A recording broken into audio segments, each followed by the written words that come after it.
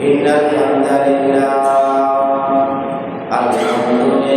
نحمده ونستعينه ونستغفره ونؤمن به ونتوكل عليه ونعوذ بالله من شرور أنفسنا ومن سيئات أعمالنا من يهده الله فلا مضل له ومن يضلل فلا هادي له وأشهد أن لا إله إلا الله وحده لا شريك له أيها الذين ضد له ولا ند له لا مثل له ولا مثيل له لا وزير له ولا كفيل له لا شبه له ولا شبيه له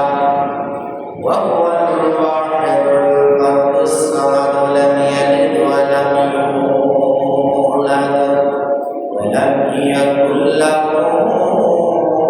كفوا أحد وأشهد أن سيدنا ونبينا وبشيرنا ونذيرنا وطبيبنا وطبيب قلوبنا وطبيب أرواحنا وحبيبنا وحبيب ربنا محمد عبد الله ورسوله أرسله بالحق بشيرا ونذيرا وداعيا إلى الله بإذنه وسراجا وقمرا منيرا فقد قال الله تعالى في كلامه المجيد وفي قرآنه الحميد أعوذ بالله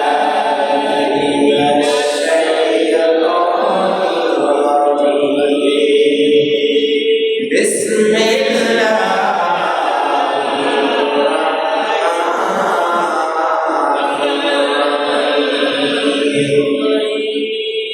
إن أول بيت وضع للناس للذي بمكة مباركا وهدى للعالمين وقال تعالى في شان حبيبه مخبرا وآمرا إن الله وملائكته يصلون على النبي يا أيها الذين آمنوا صلوا عليه وسلموا تسليما اللهم صل على سيدنا مولانا محمد وعلى آله سيدنا مولانا محمد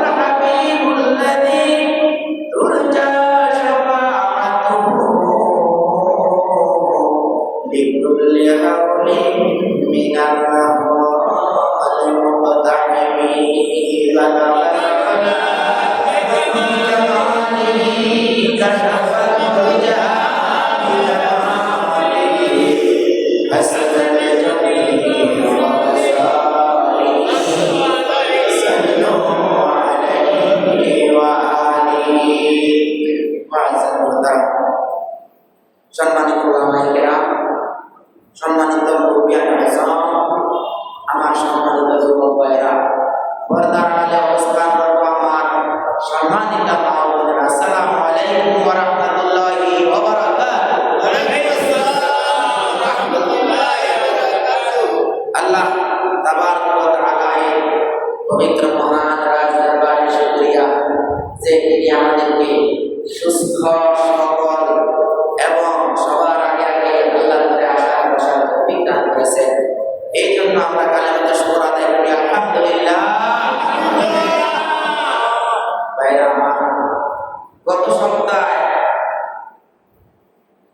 কত মানুষ দেখা যায় কি হাসপাতালে ছিল, কত অসুখ, কত বিসুখ, কত মানুষ, কত হাহাকারি গোনাজারি, কত কি সব কিছু থেকে আল্লাহ তাআলা নিরিবিলি দেখে আমাদেরকে আল্লাহ করে আসা। আলহামদুলিল্লাহ, আলহামদুলিল্লাহ।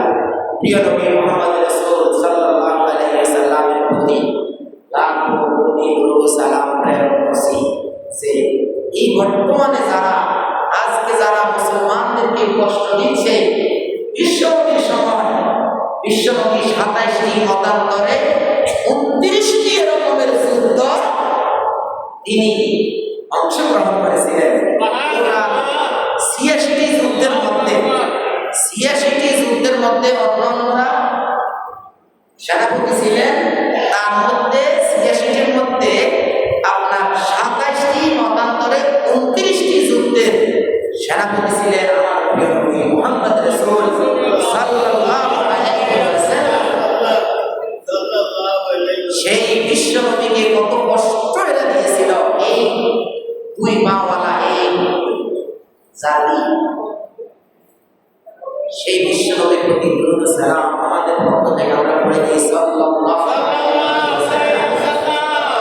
ভাইরা আমার, তারপর সারা দুনিয়ায় যত মানুষ আজকে বিভিন্ন বিপদে মুসিবতে অর্পিত চাপিয়ে দেওয়া বিপদে যুদ্ধে কাতরাচ্ছে, আল্লাহ তাআলা আপনি সবাইকে আপনি রহম করুন, দয়া করুন। আপনি আপনার রহমতের গুণে সুস্থতা দান করুন, তাদের জন্য সাহায্যকারী প্রেরণ করুন। বাতিল যারা আছেন তাদেরকে আল্লাহ তাআলা যদি সারা দুনিয়ার কথা বলছি, যারা বাতিল পথ অবলম্বন করেন তাদের যদি আল্লাহ তাআলা হেদায়েত নসিব থাকেন, তাহলে আল্লাহ তাআলা তাদেরকে হেদায়েত দান করুন। আমিন। আপনাদের সাথে আমিও বললাম আমিন। আর যদি যারা সারা দুনিয়ায় মানুষকে কষ্ট দিচ্ছে, মুসলিমকে নানানভাবে কষ্ট দিচ্ছে, তাদের যদি হেদায়েত নসিব না থাকে, আল্লাহ তাআলা তাদেরকে এই জমিন থেকে সাফাই করে দেন। এরা কাসরা, এরা জমিনের কাসরা। এই কাসরাগুলো আল্লাহ তাআলা পরিষ্কার করে দেন। আমরা যেভাবে উঠান করিয়ে দিই, এভাবে কাসরাগুলো সাফাই করে দিয়ে আল্লাহর দ্বীন, আল্লাহর পথে যারা আল্লাহ তাদেরকে দিয়ে নূহ আলাইহিস সালামের পরবর্তী এই জমিনকে আল্লাহ তাআলা আবার করুন। আমরা বলি আমিন। ভাইরা আমার, হজের মাস শাওয়াল, জিলকাদ, জিলহজ, এই 3 মাস হলো কি হজের মাস। এই হজের মাস সম্পর্কে আল্লাহ তাআলা হজ এবং সেই হজের আপনারা হজ অর্থাৎ সংকল্প করেন, আপনারা যে সংকল্প করেন যে ঘরে, সেই ঘর সম্পর্কে সর্বপ্রথম তো ওই ঘর তৈরি হয়েছে। ওই ঘর তৈরি হওয়ার পর আপনাদেরকে ইব্রাহিম আলাইহিস সালামকে বলছে এবার আযান। তখন ইব্রাহিম আলাইহিস সালাম সবাইকে হজের জন্য কি আল্লাহর ঘরের দিকে আযান দিয়েছে, ডাক দিয়েছে। তারপরে সেটা আপনারা হজ করেন। সেই ঘর সম্পর্কে আল্লাহ তাআলা বলেন আউযু বিল্লাহি মিনাশ শাইতানির রাজীম, বিসমিল্লাহির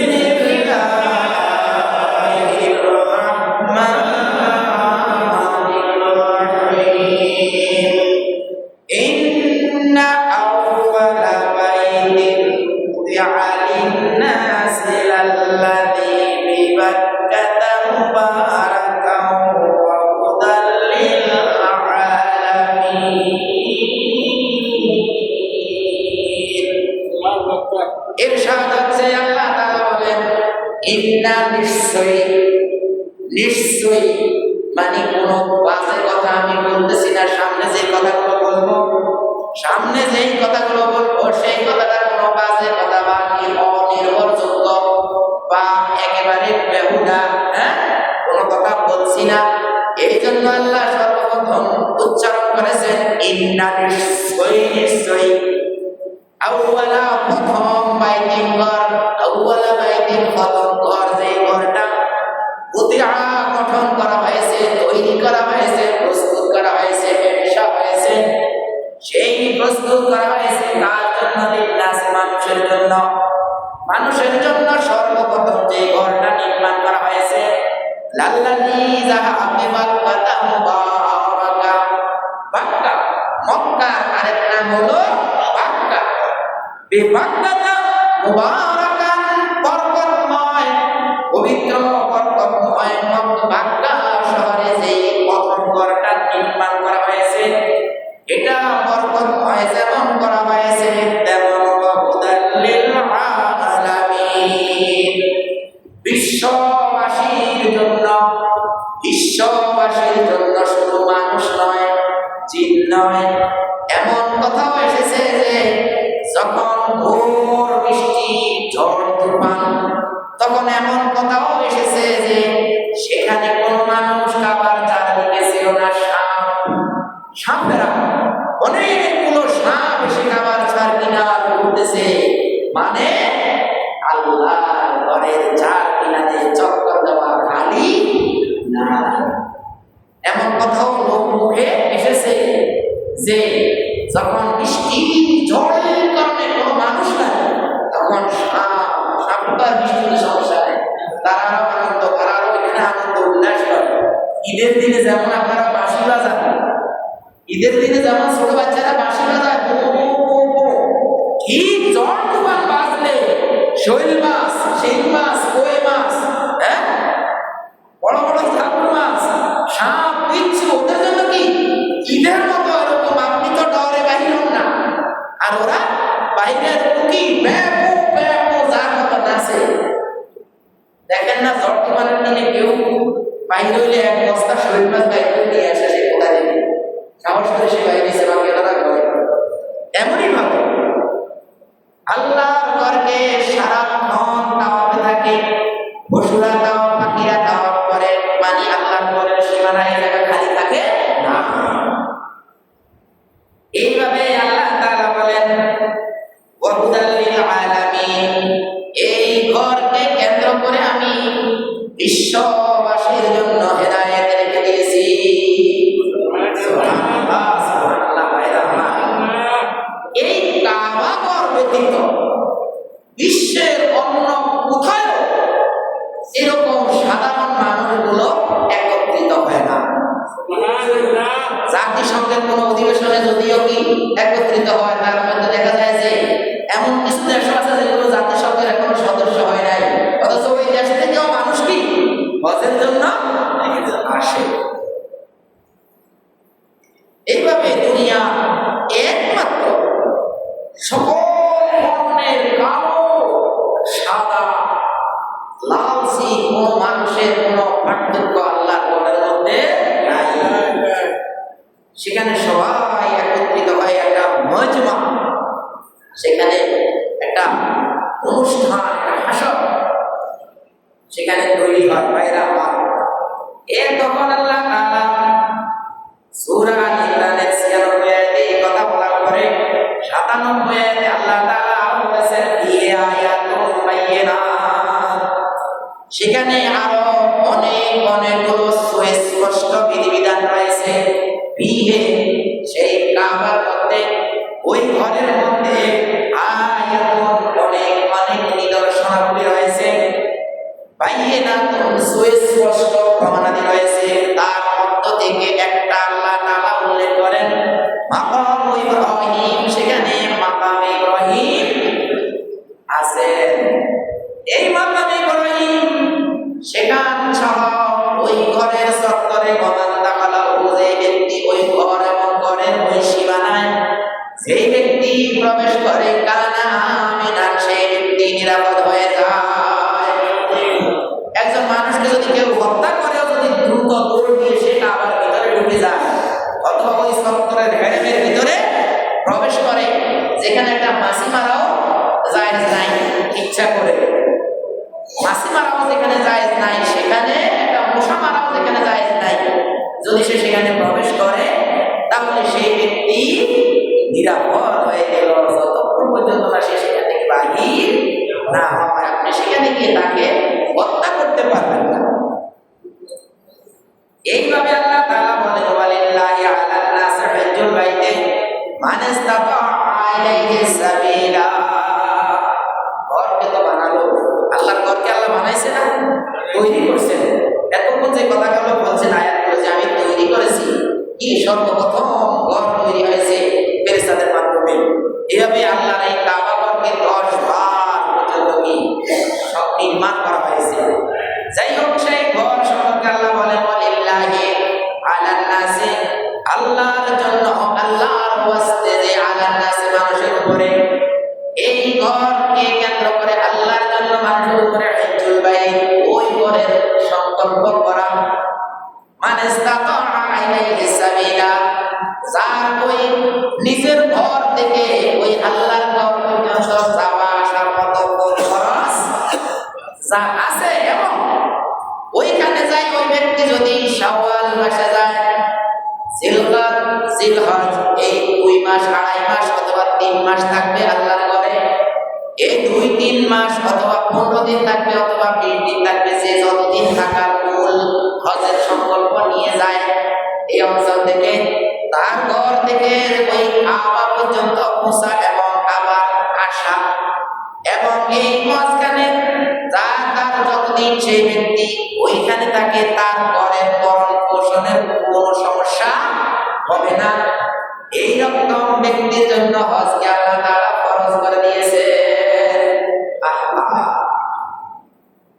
তাহলে কি হলো, আমাদের মধ্যে তাহলে দেখা যায় অনেক ব্যক্তি হজ করার তৌফিক রাখে অথচ হজ করে না।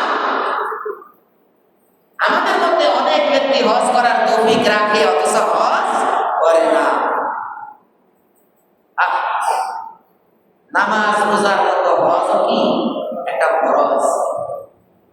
রাসূল আকরাম সাল্লাল্লাহু আলাইহি ওয়াসাল্লাম ইরশাদ করেন, নবী হুরায়রা রাদিয়াল্লাহু তাআলা আনহু قال قال رسول الله صلى الله عليه وسلم بني الاسلام على 50 شهادة ان لا اله الا الله وان محمدا رسول الله إقامة الصلاة وإيتاء الزكاة وصوم رمضان وحج البيت من استطاع إليه سبيلا أو كما قال عليه الصلاة والسلام। রাসূল আকরাম সাল্লাল্লাহু আলাইহি সাল্লামের সম্মানিত সবচেয়ে বেশি যে হাদিস বর্ণনা করেছেন সেই আবু হুরায়রা রাদিয়াল্লাহু তাআলা আনহু থেকে বর্ণিত, তিনি বলেন বুনিয়াল ইসলাম আলা 50, ইসলামের ভিত্তি হলো 5টি। ইসলামের ভিত্তি কয়টি? 5টি। বুনিয়াল ইসলাম আলা 50 শাহাদাতু আল্লা ইলাহা ইল্লাল্লাহ ওয়া আন্না মুহাম্মাদার রাসূলুল্লাহ। প্রথম হলো আল্লাহ তাআলা ছাড়া অন্য কোনো মাবুদ নাই, মুহাম্মদ রাসূল সাল্লাল্লাহু আলাইহি ওয়াসাল্লাম আল্লাহ তাআলার একমাত্র রাসূল। মুহাম্মদ সাল্লাল্লাহু আলাইহি ওয়াসাল্লাম কি আল্লাহ তাআলার রাসূল। এই সাক্ষ্য যে ব্যক্তি দিবে সে 5টার মাত্র একটাই ঢুকলো, প্রথম। এখন ঢুকার সাথে সাথে ইকামাতিস সালাত, তার জন্য নামাজ ফরজ করা হয়েছে। নামাজকে প্রতিষ্ঠিত করতে হবে। ইকামাতিস সালাত, নামাজকে প্রতিষ্ঠা করা। একা একা আসে নামাজ পড়া না, যে আপনার ঘরে সবাই ঘুমাইতেছে, আপনি আসে ফজরের জামাতে নামাজ পড়লেন আর বেহেশত একদম চলে গেলেন, ব্যাপারটা এরকমের না। আপনার ঘর সম্পর্কে কুল্লুকুম রাঈন ওয়া কুল্লুকুম মাসউলুন আন রাইয়াতিহি, আপনার ঘরের সবার সম্পর্কে আপনাকে জিজ্ঞেস করা হবে। যেরকম রাষ্ট্রপ্রধানকে জিজ্ঞেস করা হবে তার রাষ্ট্রের ব্যাপারে, ইমামকে জিজ্ঞেস করা হবে তার মুসল্লিদের ব্যাপারে। হ্যাঁ, ওয়াল ইমাম, হ্যাঁ, সে তার ইমাম, সে তার মাসউলুন আন রাইয়াতিহি, তার ইমাম, তার আন্ডারে যারা আছে তাদের ব্যাপারে তাকে মাসউল, সে জিজ্ঞাসিত হবে। ঘরের স্ত্রী জিজ্ঞেস হবে তার স্বামীর ঘরের হেফাজত সে কতটুকু করেছে, তার ইজ্জতের হেফাজত কতটুকু সে করেছে। এইগুলো নিয়ে ভাইরা আমার সবাই আল্লাহ তাআলা কি মাসউল, সবাইকে তার সম্পর্কে জিজ্ঞেস করা হবে। এইভাবে নিয়ে আপনার দেখা যায় কি হলো, কুল্লুকুম রাঈন ওয়া কুল্লুকুম মাসউলুন আন রাইয়াতিহি, সব ব্যক্তিকে তার অধীনস্থ সম্পর্কে জিজ্ঞেস করা হবে। এইভাবে নিয়ে আপনার যাদের উপর হজ ফরজ করা হয়েছে, হজ ফরজ হয়েছে, তাদের এই হজ সম্পর্কে তাদেরকে কি, যেমন কালেমার সাথে কি নামাজকে কতটুকু পড়েছে, ঘরের সবাই নামাজ পড়ছে কিনা, এটা কি ওই ব্যক্তিকে জিজ্ঞেস করা হবে। তাহলে আমরা কি হলো, আমরা মূলে আসছিলাম এখানে যে নামাজ শুধু আপনি পড়লে হবে না, আপনার সাথে যারা আছে তাদের সবাইকে পড়াইতে হবে। এই জন্য হলো ওয়াকিমুস সালাহ, মানে শাহাদাতু লা ইলাহা ইল্লাল্লাহ ওয়া আন্না মুহাম্মাদুর রাসূলুল্লাহ, ইকামাতিস সালাহ, নামাজকে প্রতিষ্ঠা করতে হবে। ওয়া ইতাইজ যাকাত, এখানে নামাজের পরে অনেকটা রোজা বিধান, অসংখ্য রমাদান, কিন্তু হাদিস বর্ণনা এখানে আগে পরে হয়েছে। তাহলে যেমন নামাজের পরে কি অসমে রমাদান, সে রমজানে রোজা রাখছে কিনা, এটা কি তার জন্য যেমন শাহাদাত সাক্ষ্য দেওয়া ফরজ, তেমন তার উপরে সালাত ফরজ, তেমন তার উপরে সাওম ফরজ, তারপর তার উপরে যাকাত ফরজ। যাকাত ফরজ হওয়ার পরে যখন দেখা গেল তার আল্লাহ তাআলার ঘর মক্কা যাওয়া তার তৌফিক রয়েছে, সেই ৫ম নম্বরে তার উপরে কি হজ ফরজ। এইভাবে আল্লাহর রাসূলের হাদিস, বুনিয়াল ইসলাম আলা খামসিন শাহাদাতু আল্লা ইলাহা ইল্লাল্লাহ ওয়া আন্না মুহাম্মাদুর রাসূলুল্লাহ, ইকামাতিস সালাহ ওয়া ইতাইজ যাকাত ওয়া সাওমি রমাদান ওয়া হজ্জাল বাইত মান ইসতাতাআ ইলাইহি সাবিলা। হাদিসে কি তাকদিম তাখির রয়েছে riwayate, মানে যার হজ ফরজ আছে সে হজ করতে হবে। হজ যদি কেউ না করে তাহলে বলা হয়েছে, রাসূল বলেছেন ইয়ামুতু ইয়াহুদিয়ান আও নাসারানিয়ান, সেই ব্যক্তি যদি মৃত্যুবরণ করে সে কি ইহুদি হয়ে মারা গেল নাকি নাসারা হয়ে মারা গেল, তা আমার কোনো জানার বিষয় নাই। ভাইরা আমার, কত বড় দায়িত্ব, কত বড় হজের কত বড় সংকল্প। একজন মানুষ যখন সে উচ্চারণ করে কালিমা লা ইলাহা ইল্লাল্লাহ মুহাম্মাদুর রাসূলুল্লাহ, আমরা সারা জীবন শুনছি না as-সালাতু মিফতাহুল জান্নাহ, এই হাদিসটা ঠিক এইভাবে অনেক ব্যাখ্যা বিশ্লেষণের পরে এখানে আছে। মিফতাহুল জান্নাহ মানে নামাজ হলো আল্লাহ তাআলার যে জান্নাতের চাবি, সেই চাবির মাত্র একটা দাম মাত্র। কালিমা লা ইলাহা ইল্লাল্লাহ মিফতাহুল জান্নাহ, এটা হলো প্রকৃত পরিষ্কার একটা জান্নাতের চাবি, যে চাবির মধ্যে কোনো দাগ নাই, কোনো দাগ পড়ে নাই। যখন আপনি শুধু কালিমা লা ইলাহা ইল্লাল্লাহ পড়ছেন, আপনি একটা চাবি, দাগ নাইওয়ালা একটা চাবি পাইছেন। চাবি পাওয়ার পরে যখন আপনি নামাজ পড়ছেন, 5 ওয়াক্ত নামাজ নিজে পড়ছেন, অন্যদেরকে পড়ার জন্য রিকোয়েস্ট করেছেন, অনুরোধ করছেন, জোর দিয়েছেন আপনার বাচ্চাদেরকে, তাহলে আপনি পাইলেন কি একটা দাগ কাটা হলো। আপনি নামাজ বরাবর করে পড়ছেন, আপনার চাবির একটা দাগ কাটা হলো। তারপর হলো কি সিয়াম, যে ব্যক্তি রোজার দিনে রোজা ভালোভাবে আদায় করেছে, সে তার ওই যে জান্নাতের চাবি কালিমা লা ইলাহা ইল্লাল্লাহ পড়ার পরে সে যে চাবিটা পেয়েছে, ওই চাবির মধ্যে নামাজের একটা দাগ হলো, আর রমজানের সিয়ামের একটা দাগ হলো। কয়টা? 2 দাগ। গরিবের চাবির মধ্যে 2টা দাঁতই থাকবে জান্নাতে, সে যে জান্নাতে যাবে, সেই জান্নাতে যাওয়ার জন্য গরিবের চাবিতে কয়টা দাগ? 2টা দাগ। সে ওই নামাজ এবং রোজা ভালোভাবে আদায় করছে, কালিমা লা ইলাহা ইল্লাল্লাহ পড়ছে, আর নামাজ রোজা আর আল্লাহর বিধিবিধানগুলো মেনেছে, তার আর এই দাঁতের নিয়ে আর কোনো ভেজাল নাই। সে জান্নাতের চাবিতে ঢুকানোর সাথে সাথে ভাইরা আমার তার জান্নাত খুলে যাবে। কিন্তু যার যাকাত দেওয়ার তৌফিক আছে, সে যাকাত দেয় নাই, তার সেই কালিমা লা ইলাহা ইল্লাল্লাহ পড়ার পরে যে চাবিটা সে পেয়েছে, সেই চাবিতে ওই যাকাতের দাঁত নাই, কিন্তু তার জান্নাত ছিল যে চাবিটা, যে জান্নাত তার নামে বরাদ্দ ছিল, সেই জান্নাতের চাবিতে কিন্তু কাটা কয়টা? তালাতে তিনটা। কোথায়? জান্নাতে যেই তালাটা ঝুলানো আছে, ওই ঝুলানো তালার মধ্যে আছে কয়টা চাবি? কয়টা না? তিনটা না। যার টাকা দেওয়ার তৌফিক আছে, এখনো হজের তৌফিক নাই, এখনো মক্কা যাওয়ার মতো কি 5 লাখ 7 লাখ টাকা নাই, তারপরে তার ওই চাবির মধ্যে দাঁত কয়টা? তিনটা। কিন্তু তার তালার মধ্যে দাঁত তিনটা, চাবির মধ্যে দাঁত দুইটা। কারণ সে তো হজ পালন করে নাই। তালার মধ্যে দাঁত যদি তিনটা থাকে, চাবির মধ্যে যদি দুইটা থাকে, তালা কি খুলবে ভাই? খুলবে না। জান্নাতে যাওয়া হবে না। ঠিক যদি সে যাকাতও দেয় সুন্দরভাবে হিসাব করে, তার দোকান ব্যবসা বাণিজ্য কাম করে, স্বর্ণ গয়না কি পরিমাণ আছে সেটা যাকাত যদি সে দান করে, তাহলে তার আরেকটা কাঁটা হলো।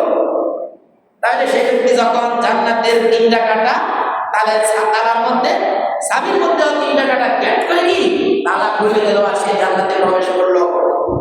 আর যে ব্যক্তির উপরে হজ ফরজ হয়েছে, তার জান্নাতে যেই তালা, সেই তালার মধ্যে কয়টা দাম? 4টা দাম। নামাজ, রোজা, হজ, যাকাত, হজ। আর সেই ব্যক্তি যদি হজ করলো, আল্লাহর ঘরে হজ আদায় করে এসেছে, সেই ব্যক্তির কালেমা লা ইলাহা ইল্লাল্লাহ তাহুল জান্নাত সাইডটা ঢুকানোর সাথে সাথে তার জান্নাতের চাবি দিয়ে তালা খুলে গেল।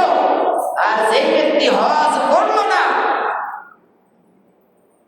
বুঝে দেখেন আপনার সালাকি সেখানে গিয়ে খাটবে না। দুনিয়ায় আপনি সালাকি করতে পারেন, যত সালাকি দুনিয়ায় করতে পারেন, ইমাম সাহেবের সাথে সালাকি করতে পারেন, আপনার প্রতিবেশীর সাথে সালাকি করতে পারেন, আপনি আল্লাহ তাআলার সাথে সালাকি করে বলাতে পারবেন না। যেই ব্যক্তি বাইরে আমার হজ করলো না, সেই ব্যক্তির যেই কালিমা লা ইলাহা ইল্লাল্লাহ যে চাবিটা পেল, তার চাবির মধ্যে 4টা, হজ করলো না তো 3টা দাঁত, কিন্তু জান্নাতের তার জন্য যে চাবি, যে জান্নাতটা আল্লাহ তাআলা নির্মাণ করে রেখে দিয়েছেন, সেই জান্নাতের যেই সামনে তালা, সেই তালার মধ্যে 4টা দাঁত। হজের দাঁত কি কাটা আছে সেখানে, কিন্তু তার দুনিয়ায় সে হজ করে সেই দাঁতটা কেটে নিতে পারে নাই।